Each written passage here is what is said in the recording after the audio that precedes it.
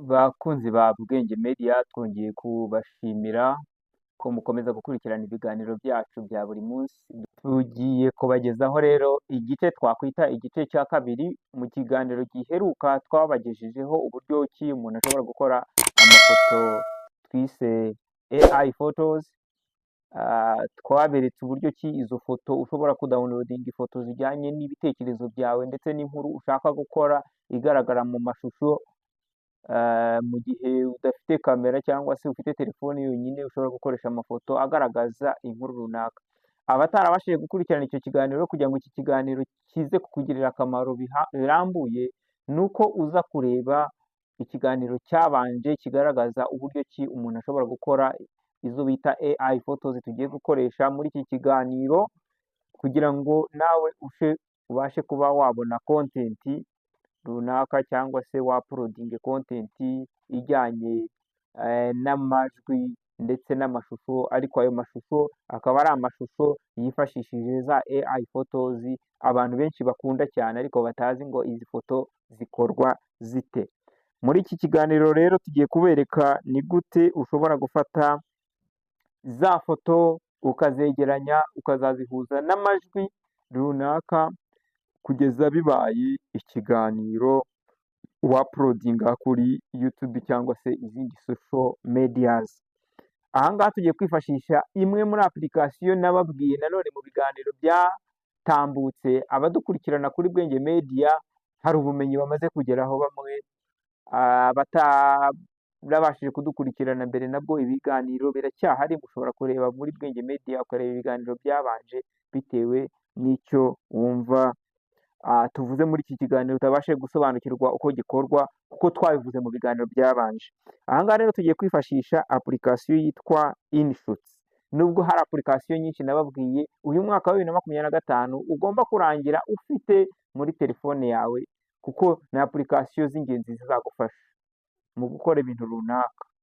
Hari ibyo tutakabaye tugitangaho amafaranga kuri iki gihe, kandi ikintu cyose gitanzeho amafaranga yazanagushiraho. Hari ibyo tugomba kwikorera rero. Aha ngaha rero tugiye kwifashisha InShoots, turajya hariya muri Create. Nitumara kujya kuri Create, turagenda tujye gushakisha ya mafoto twamaze kudawunilodinga ajyanye n'ibyifuzo byacu. Aha ngaha tugiye gukoresha inkuru abenshi bashobora kuba barize muri primary. Niyo nkuru tugiye kwifashisha, yari inkuru yavugaga ku bijyanye n'agakwavu. Bayitwigishaga mu buryo bw'indirimbo ngo kera hariho agakwavu kiyubakira inzu ku nzira, hahita umukecuru wari ugiye gusura umwana we. Donc iyo nkuru rero dushobora kuyifata tukayivuga tukayibarira abantu, ariko noneho aho kugira ngo babe bareba twebwe bakaba bareba amashusho, izo bita AI photos zihura n'iyo nkuru, ku buryo umuntu ashobora kureba ibyo uvuga akabibona mu mashusho. Aha ngaha rero tugiye kwifashisha ifoto twadawunilodinze dukoresheje AI photos. Turagenda tujya aha ngaha muri izi foto duseregisione ifoto uhereye ku ifoto ibanza igaragaza ako gakwavu twayidawunilodinze. Nababwiye ngo abatabasha gusobanukirwa n'uburyo izi foto tuzibona, hari ikiganiro kibanza, murabona link muri description, urayikandaho ikwereke ngo ni gute babona aya mafoto. Noneho duseregitinge izi foto zose tugiye gukoraho iki, tugiye gukoraho ya nkuru. Turaziseregisione, turabanza duseregisione ifoto. Hari nyinshi zishoboka twadawunilodinze, ariko izijya gusa dushobora gufatamo imwe muri zo. Dushobora gufata iyi foto y'agakwavu, tukongeraho ifoto y'umukecuru yikoreye yahuye n'ako gakwavu n'izindi. Izi foto turaziseregisiona. Izi foto dukoresheje ya InShoot yacu, izi foto zamaze kujya ku rutonde.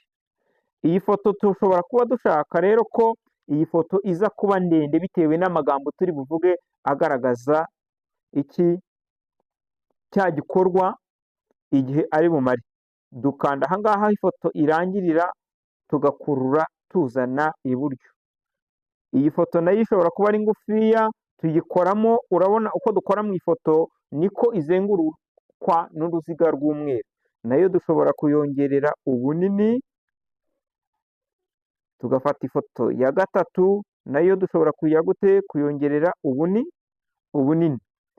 Izi foto rero tumaze gukora aka kanya, ni ifoto zitagira amajwi, ni ifoto ziri aho ngaho twakoze, dushaka ahubwo kuza kuremera amajwi ajyanye n'inkuru dushaka gukora ndetse no kugaragariza abantu. Ikiba gisigaye rero ni uko dufata ya mafoto, aha ngaha dushobora gukuramo iki kirango ku buryo ubona videwo yacu atabona ngo twakoresheje iyi application, kuko ibintu byinshi kuri social medias barabiduhishe, barabibahishe. Ni nayo mpamvu usanga bimwe bikorwa n'abantu bamwe bakabigiramo inyungu, ariko ntibashaka gusangiza abandi ubwo bumenyi, sibyo ko harimo n'abantu batifuza no kubumenya.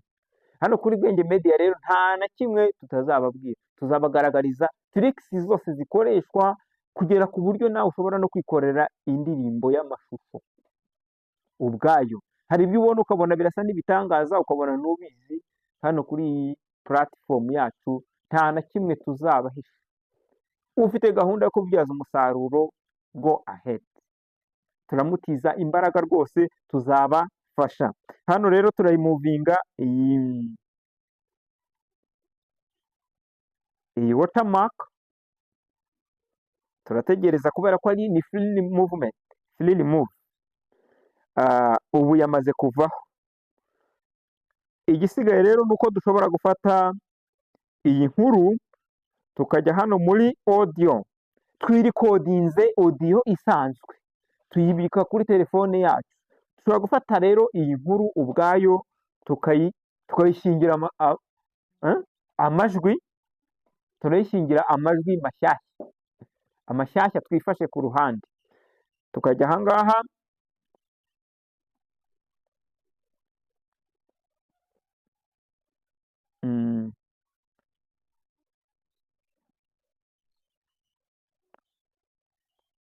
turajya aha ngaha twemeze. Nitumara kwemeza aha ngaha turajya muri music. Music rero aha ngaha dushobora kureba my music, nibo rya jwi ryacu ryari riri muri my music, nibo ryari riri muri recordings. Turajya muri recordings duhuze na rya jwi, turashakisha rya jwi. Aha ngaha dushobora gufata ijwi risanzwe, reka mfate iri jwi dusanzwe dukoresha kuri Bwenge Media, iyi sound dukoresha. Yajyaho aho tuzakina, dushobora gukina